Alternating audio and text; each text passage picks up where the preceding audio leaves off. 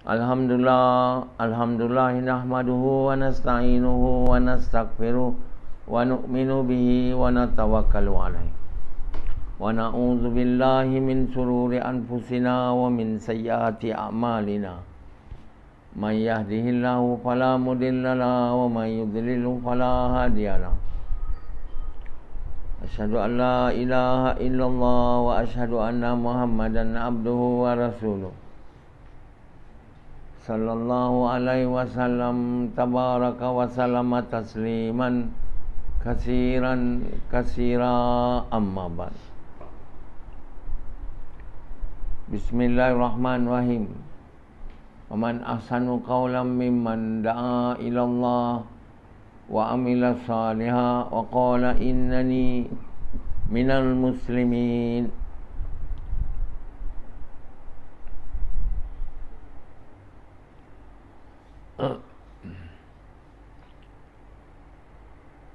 Tuan-tuan, bapa-bapa sekalian dan ibu-ibu sekalian, berceramah setiap hari ini bukan satu benda yang mudah. Ada, kalau mudah, ramai yang buatlah.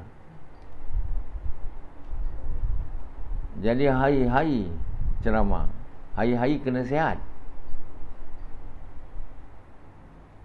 Kalau ada hari sakit,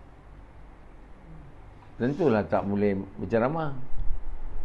Badan sakit, kaki sakit, gerak sana sakit, gerak sini sakit, nak ceramah apa? Nak semayang pun tak boleh. Jadi Allah SWT yang buat saya sihat, dan Allah yang buat orang sakit dan sihat. Sihat bukan datang dari makanan atau ubat. Sihat datang dari Allah. Allah buat sihat, Allah buat sakit. Kalau Allah buat kita sakit, tak ada siapa boleh buat kita sihat. Rashidi sekarang sakit, badan sakit semua. Tidur pun atas tilam air pun sakit, atas lantai pun sakit. Tak boleh tidur lah. Bila tak boleh tidur, dah lah sakit, bertambah sakit lagi. Dah berapa hari dia tak azam? Dah 3 hari. Berapa hari lagi tak tahu. Katalah Rashidi ni yang Allah bagi bayan hari-hari. Tentu ini dia tak apa-apa bayan lah. Jadi untuk sihat aja ni, ini bukan perkara biasa lah. Ini luar biasa. Walaupun ada kala dulu saya sakit ni semua, tapi saya boleh bayan lagi. Saya boleh tahajud lagi, saya boleh gas lagi. Saya belum lagi dibuat oleh Allah tak boleh gas. Duduk aja dekat dengan kerusi depan, belum. Samad dah buat, patah kaki dia tu.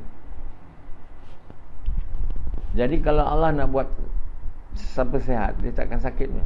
Siapa yang Allah buat sakit, dia tak boleh sihat. Jadi sakit ni dan sihat ni bergantung pada amal lah.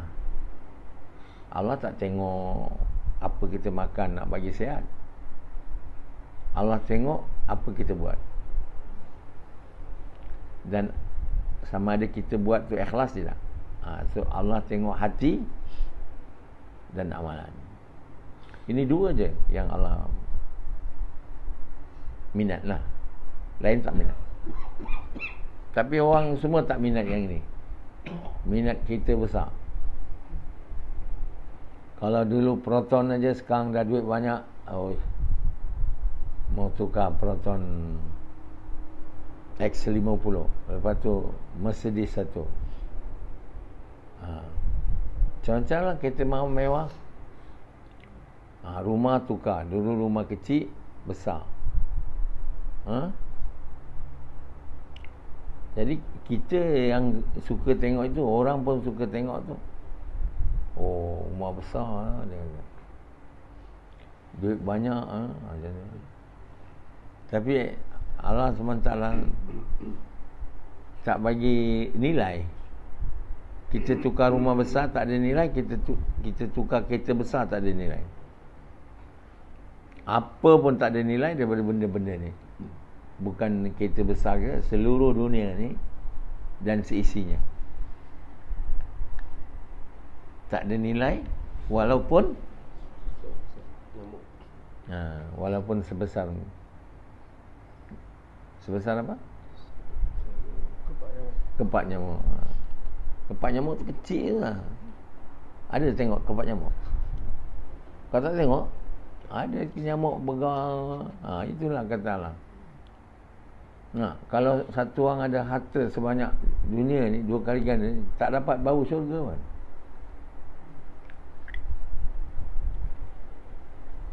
Namun manusia termasuk Sufyan tak berhenti-henti. Jadi beritahu ni dah lama beritahu dah. Saya ingat saya bayan benda ni dulu lagi waktu Jemaah Tabligh. Saya bayan tak ada berkesan. Manusia tetap juga memberi nilai kepada benda, tak nilai kepada iman dan amal. Kerana manusia ni dia degil, dia tak nak dengar cakap Allah ni. Sedangkan kamu ni tak tahu apa, tak boleh bagi faedah. Selain pada kamu manusia lain, benda tu semua tak boleh bagi faedah. Kereta tu, rumah tu, duit banyak tu tak boleh bagi faedah. Tapi kita kata dia boleh bagi faedah sebab Allah izin benda tu bagi faedah bagi kita. Tak nampak Allah izin tu baru dia dapat bagi faedah. Kalau Allah tak izin tak ada faedah kita. Tapi Allah tu tak nampak, kita tak percaya yang selama ni kita dapat faedah ni sebab Allah buat. Allah boleh bila-bila masa tak bagi faedah. Ada kereta tak boleh jalan. Sebab apa? Allah buat sakit. Macam Rashidi sekarang sakit. Tilam dia pun tak ada faedah dia. Tilam air dia pun tak ada faedah. Apa pun tak ada faedah, tak boleh tidur.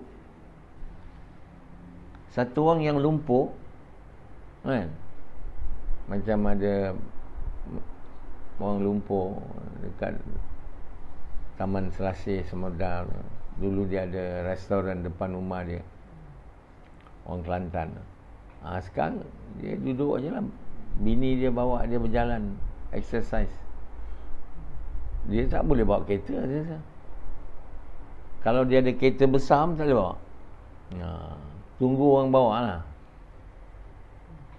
Jadi sebab itu ada satu pakcik tu, masa dia muda tu, semua orang insurans lah kan, jumpa dia, pakcik ambil insurans ni, tabur duit.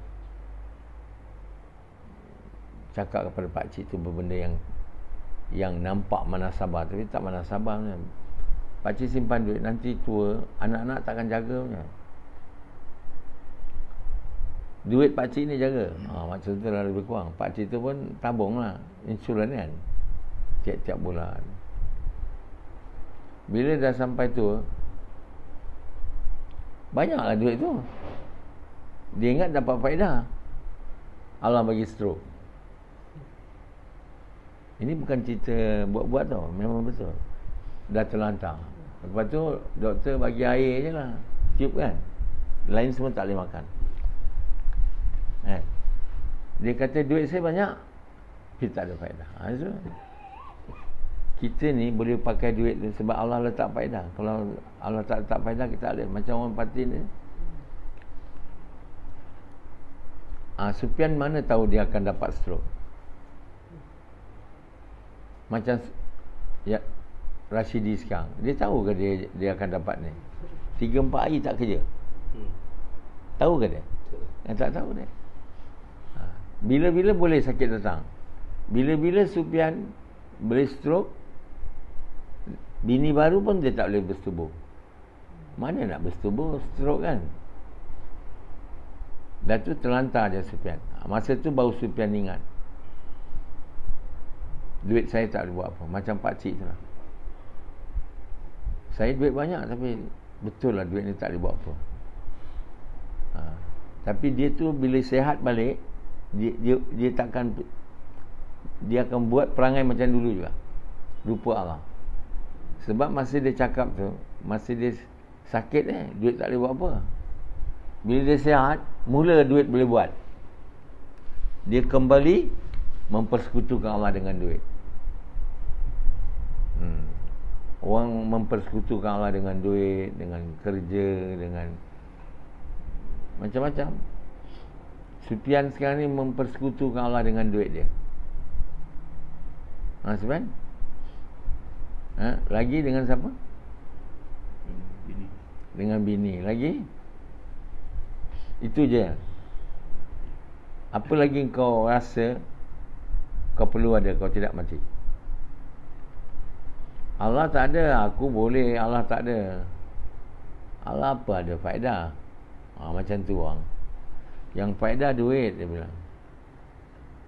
Duit, kerja. Jadi berkisar kat situ je.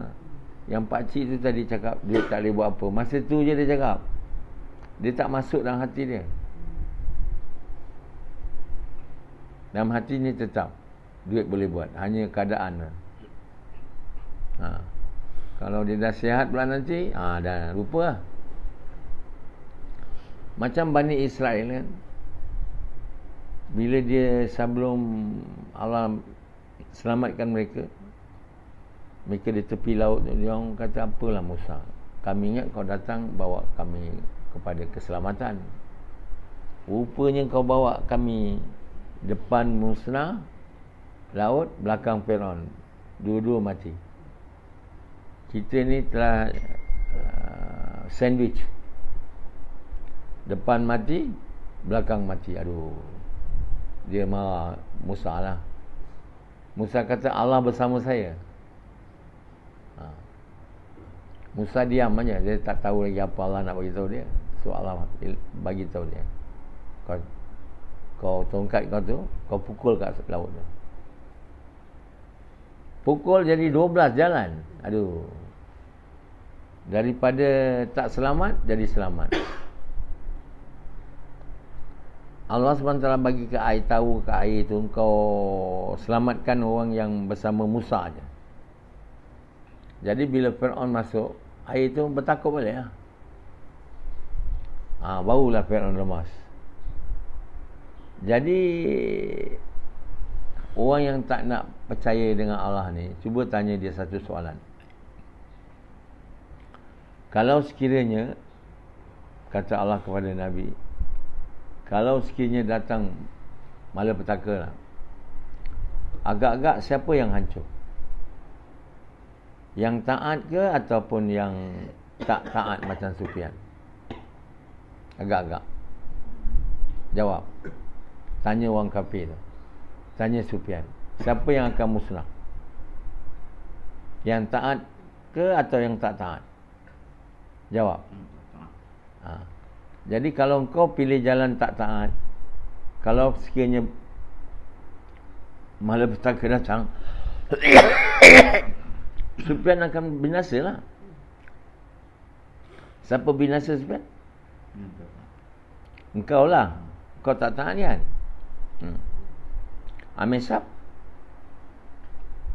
Amisab selamat tak? Macam Musa dengan Firaun. Takkan Musa dengan kaum tak diselamatkan? Firaun pula diselamatkan. Jadi kalau kamu jawab yang tidak taat tak selamat, kenapa tak nak jadi saat? Tak nak. Sufyan, kenapa kalau kau tahu bila datang malapetaka kamu akan tak selamat, yang taat selamat? Kenapa kamu tak mau taat? Sekarang tanya dia, Sufyan, kenapa kamu tak nak taat? Kamu tahu kan bila malapetaka datang, siapa yang hancur? Yang tak taat. Tapi kau nak tak sekarang taat dengan Allah? Tak nak. Sama. Itulah Allah bagi tahu supaya Nabi tanya kepada orang kafir yang tak mau taat dan tak mau beriman. Macam tu jugalah kita bagi tahu orang yang Allah ajar dalam Quran ni. Kata Ibrahim, aku tak takut dengan tuan-tuan yang kau sekutukan dengan Allah ni, dia tak boleh bagi bahaya kat aku, dia tak boleh bagi mudarat kat aku. Apa pasal aku nak takut? Adakan pula kalau bala datang, tentulah yang mempersekutukan Allah dengan tu yang kena, bukannya aku. Yang bagi bahaya, bagi mudarat Allah. Engkau mempersekutukan Allah dengan yang lain, aku tak. Yang selamat apa? Tentulah yang tak mempersekutukan Allah. Yang kau sekutukan tu tak ada kuasa. Aku tak nak sekutukan Allah dengan yang tuan-tuan kamu. Dia tak ada kuasa nak bagi mudarat kat aku. Itu kata Ibrahim kepada kaum dia. Allah ajar dia. Jadi berhala-berhala tu tak ada kuasa, tak boleh bagi bahaya. Aku tak ada takut nak bagi tahu kau, jangan sembah berhala ni. Dia tak ada kuasa beri faedah atau baik. Sembah Allah. Kan?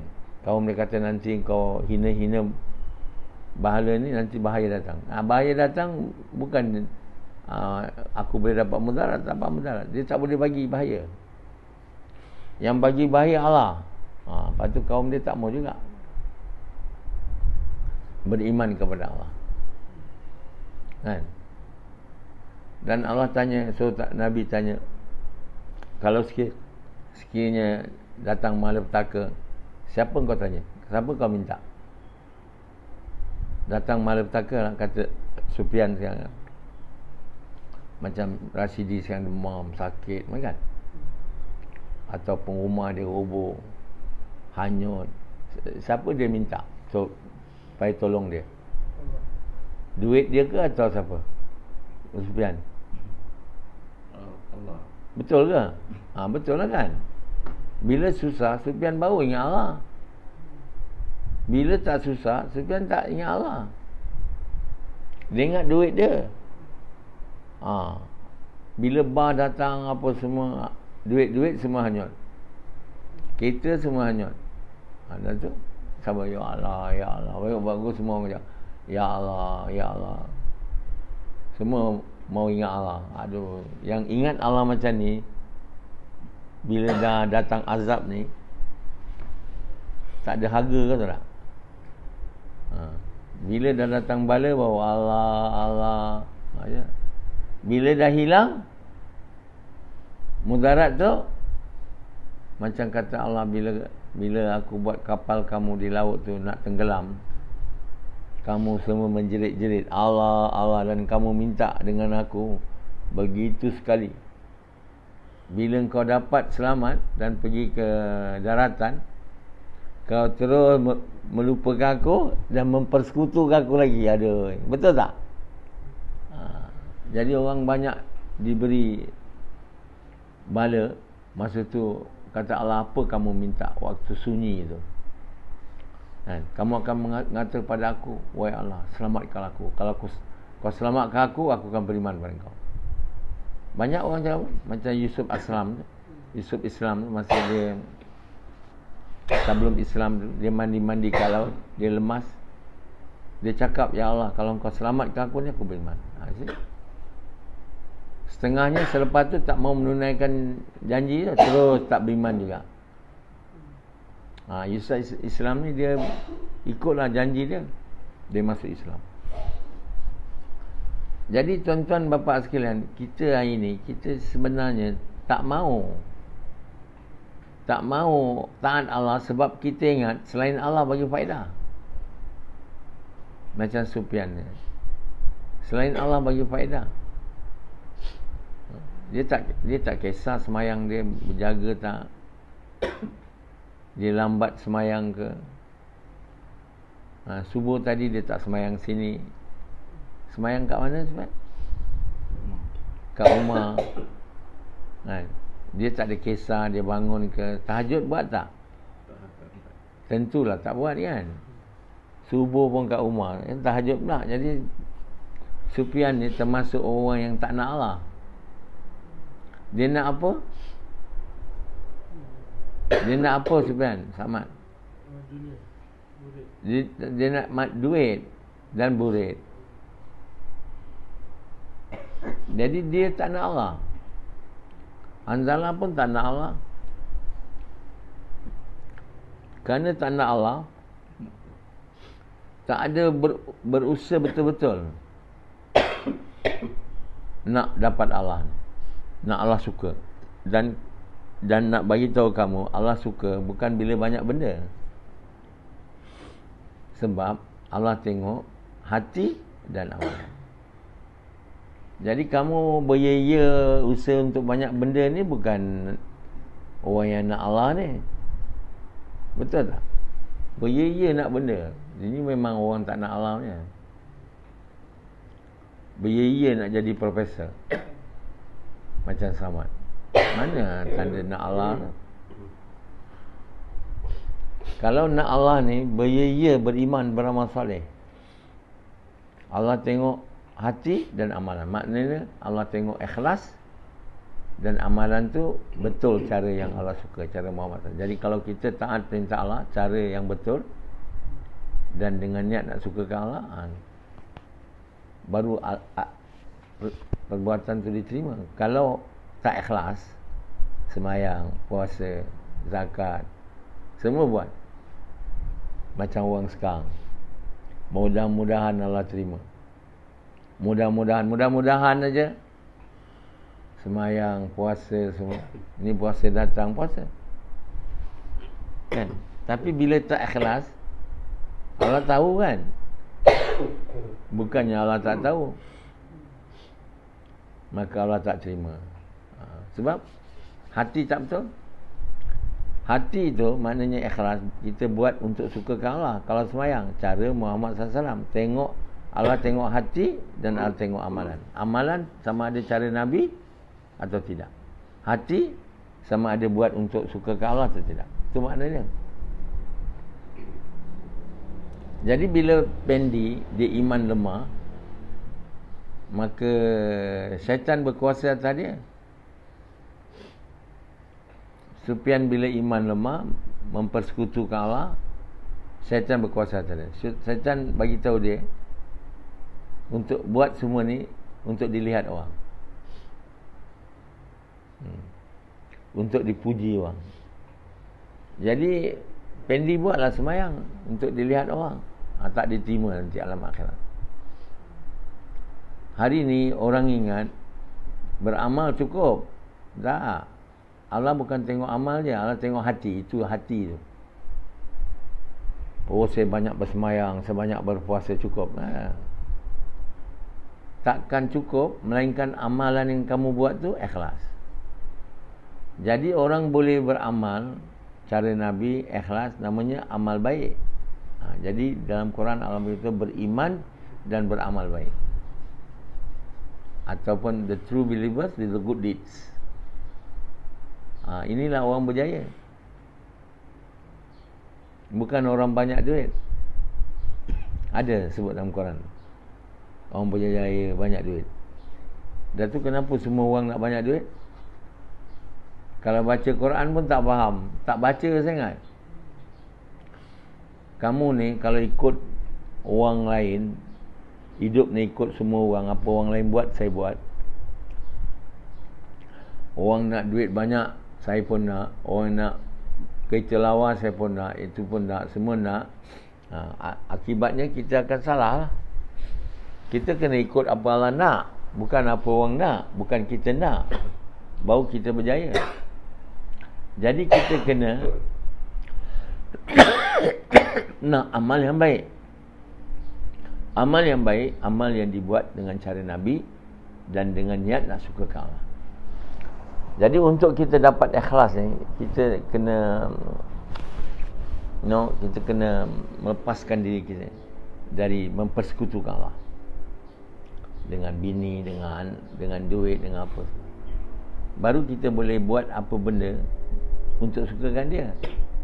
Tapi kalau kita mempersekutukan dia dengan tahap yang tak diterima oleh Allah lah.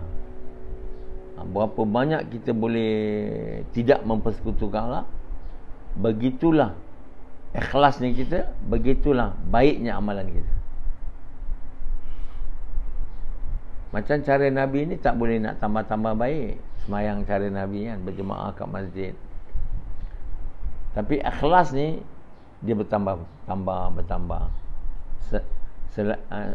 Apabila iman bertambah, ikhlas tu bertambah. Sampai satu tahap bukan saja dapat ikhlas, dapat ihsan. Bila iman kuat, dapat ihtisab. Maknanya dapat merasai Allah melihat dan dapat percaya dengan janji Allah. Bila ada ihtisab dan ihsan, namanya ada khusyuk. Bila kita merasai Allah melihat kita, kita ingat Allah dalam semayang, itu namanya khusyuk. Bila iman naik lagi, kita akan diberi tawaduk dalam semayang. Makna boleh semayang dengan ikhlas, dengan khusyuk, dengan tawaduk. Tawaduk ni dengan humility, dengan merasai diri sangat rendah, Allah besar. Jadi bila keadaan ini berlaku dalam semayang, maka air mata keluar. Jadi kamu cuba tengok semayang kamu. Yang dengar-dengar ceramah saya ni, cubalah tanya dia, saya ada khusyuk semayang tak? Banyak orang tanya dengan ustaz-ustaz, macam mana tak dapat khusyuk semayang? Ustaz Kasat cakap, semua ustaz almost the same answer, jangan makan makanan subhat. Berya-yalah dia tak makan KFC, McDonald, KFC tu dia orang kena buat ayam halal. Tapi ayam-ayam yang dijual di ni, kita tak tahu kadang dia ajak ayam haram je. Sebab dia tak ada ni, dia tak ada certification, dia kena ini semua. Jadi nak bersubat, apa yang dimakan akhirnya haram. Takkan makcik tu beli ayam, dia tahu ayam tu bukan ayam halal. Dia ingat Melayu jual halal lah. Sembelih macam mana tak tahu. Jadi itu bukan jawapannya. Kita ni tak dapat khusyuk sebab iman kita rendah. Kita masih banyak mempersekutukan Allah. Mana nak dapat buat untuk sukakan Allah? Banyak sangat mempersekutukan Allah. Jadi dalam semayang tu, syaitan tu berkuasa bila kita mempersekutukan Allah. Bila syaitan berkuasa atas kita, bila kita semayang, kita tak boleh ingat Allah punya. Macam mana kita letak terjemahan tu dalam semayang tu ada kan? Cubalah kamu baca, cuba tengok, boleh ingat tak? Lepas bila kamu semayang, kamu tak ingat juga.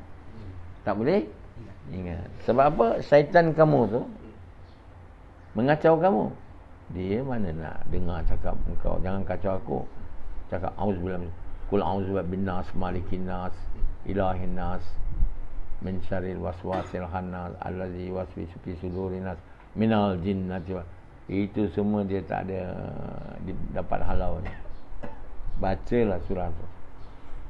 Ada orang kan sebelum semayang dia baca surah, mesti ingat juga. Tapi ustaz tu tak nak cakap saya punya semayang tak khusyuk. Saya tanya Allah, sekarang kat dunia ni tak ada orang salat khusyuk melainkan saya. Cuba tanya, yang dengar ceramah saya ni ada tak yang khusyuk? Datanglah kat saya, cakap tak ada, bukan doktor je khusyuk, saya pun khusyuk. Cuba berani cakap kat saya kan. Khusyuk ni akan diberi bila kita jadi orang takwa. Bila kita jadi orang beriman, amal saleh tahap tinggi. Baru beriman, beramal saleh tahap rendah dan sederhana tak boleh. Bila kita jadi orang takwa, orang takut dengan Allah, kita baru diberi. Syaitan takut dah kacau. Jadi bila syaitan takut kacau kita, baru kita boleh jadi orang yang boleh dipercayai. Dipercayai maknanya tak boleh dikuasai oleh syaitan lah. Kalau yang boleh dikuasai oleh syaitan, walaupun dia beriman masalah tahap rendah, syaitan boleh kelentong dia. Jadi Allah perintah kita untuk melantik orang yang bertanggungjawab atas ehwal orang Islam ni. Macam nak melantik Perdana Menteri kan, bukan daripada ahli politik. Kalau daripada ahli politik, orang iman tak ada, syirik banyak, dia mesti dipengaruhi oleh syaitan dalam mentadbir negara ni. Dia akan buat kerja ikut nasihat syaitan. Jadi orang yang nak jadi supreme leader, orang Islam, mesti di kalangan orang muttaqi. Tapi kita ni dah mengikuti sistem batil. Pakai election, bertanding, siapa pun boleh, pencuri pun boleh, pembunuh pun boleh, penzina pun boleh, peliwat pun boleh, siapa je boleh bertanding, asal pandai cakap dan banyak duit. Lepas tu dapatlah jadi Perdana Menteri. Dah habislah kita. Lepas tu kita semua kata, alamak, ini tak betul lah, itu tak betul lah, ini tak betul lah. Macam mana nak betul? Dia bersama syaitan. Kamu telah lantik ketua orang tak beriman, yang tinggi, yang takwa. Kalau kamu nak melantik orang takwa, kamu tak boleh ada parti politik. Orang politik ni semua orang tak takwa punya. Siapa masuk parti politik, tak ada orang takwa. Orang Islam pun mungkin tidak. Orang munafik banyak. Jadi kita pakai sistem parti, yang ni buat parti, yang tu buat parti, yang ni buat parti, bertanding. Lepas tu banyak bagi duit, menang. Lama-lama naik daripada UMNO, naik jadi timbalan Presiden UMNO. Lepas tu jadi Presiden lah. Presiden jadi Perdana Menteri. Jadi kita dapat Najib. Najib bukan orang beriman, orang takwa. Saya Najib telah disabit kesalahan dengan 12 tahun penjara kan, dengan bagi duit berapa? 200 juta. Ya. Berapa juta? 200 juta saya ingat. Kerana apa? Kerana kesalahan lah. Takkan dia disabit kesalahan sebab tak buat. Walaupun orang kata Najib tak salah, apa pasal pula tak salah pula? Berapa banyak pembicaraan bertahun-tahun, semua dah ditanya, semua saksi 90 lebih orang tu semua bohong, Najib je betul. Itu pun dia beria, bosku kan. Sekarang ni Najib tak nak mengaku dia salah. Pergi laluan Mahkamah Rayuan, semua kata dia salah 3. Nak pergi lah Mahkamah Persekutuan, belum masuk jail lagi. Itulah yang kita dapat daripada sistem politik. Orang yang macam Najib, kan? Mahathir kata kita tak pernah tahu term ni dulu, sehingga kes Najib. Kleptokrat. Kleptokrat ni pemimpin tu sendiri curi duit negara. Jadi bila hakim-hakim cakap Najib ni telah memalukan negara, Najib memang sudah marah. Pasal aku memalukan negara.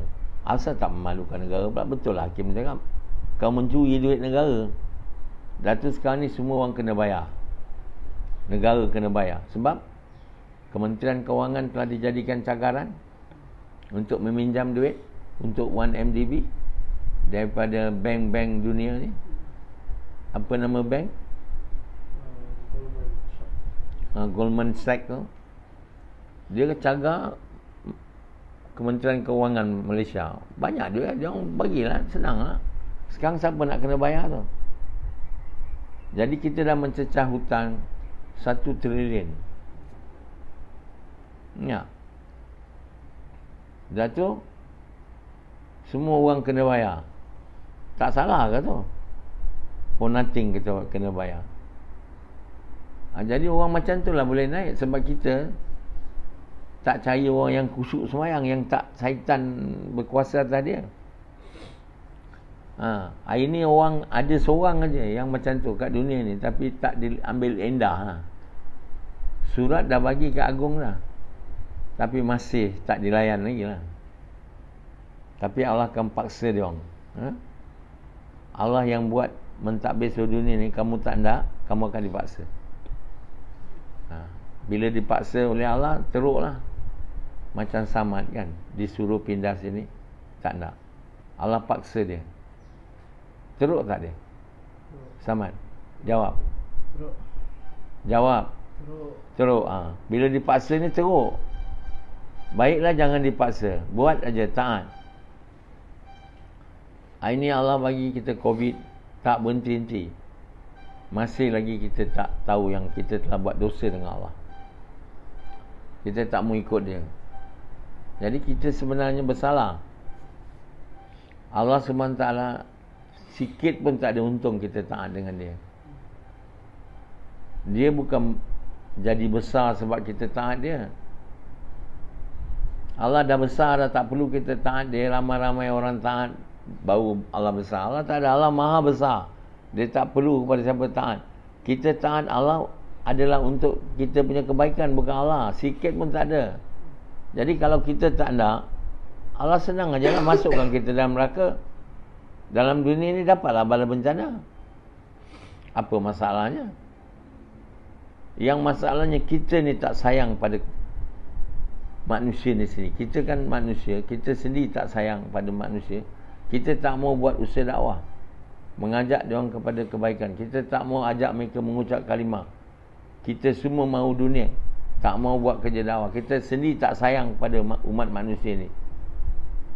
Allah kata kalau satu orang pun di antara kamu tak ada fikir tentang ni, aku lenyapkan je lah kamu. Apa salah? Susah. Macam Allah lenyapkan jin, tukar kita. Kalau kita tak mau, seorang pun di antara manusia ni semua nak dunia, nak burit, macam Sufyan dan Hanzalah, Allah lenyapkan aja lah. Sebab semua nak dunia dan nak burit, lain tak nak. Jadi kita kena faham, bukan Allah ni anak dia, maksudnya malak dia macam kita lah. Kita ni dicipta oleh Allah, dan Allah SWT duga kita di dunia ni dengan bagi kita benda dan bagi kita perintah dia. Kalau kita tak mau ikut perintah dia dan mau dunia, maka kita sendiri nak gagal, dan Allah takkan ubah keadaan satu kaum, satu orang. Melainkan kaum itu, orang itu berusaha untuk mengubah iman dia dan amal dia. Allah akan ubah keadaan kita ni daripada buruk kepada baik, bukan bila kita banyak duit, atau buat jalan bagus, atau bangunan tinggi. Allah akan ubah keadaan kita bila kita tukar apa yang ada dalam diri kita, iaitu dalam hati kita dan amalan kita. Itu je. Kalau kita tak ubah apa yang dalam hati kita dan amal kita, mana Allah nak suka, mana Allah nak ubah keadaan, mana Allah nak bagi rahmat, mana Allah nak bagi kebaikan. Yang datang hanyalah bala bencana. Macam Sufyan ni, dia buat amal buruk, menarik bencana. Sufyan, engkau ni tak buat baik langsung kepada manusia ni. Dengan beramal buruk, kamu sebenarnya menarik azab untuk turun kepada kamu. Jadi mereka-mereka menjalankan kerja, mengajak manusia kepada kebaikan, menjaga Quran, bila azab turun, akan terpelihara. Seperti Nabi-Nabi terdahulu, bila mereka buat usaha, bila Allah hantar bala nak hancurkan kaum dia, Nabi-Nabi itu diselamatkan oleh Allah Ta'ala. Yang lain daripada itu, yang tak nak buat kerja mencegah mungkar, tak nak mengajak manusia kepada kebaikan, akan tenggelam bersama dia, dimusnahkan bersama dia.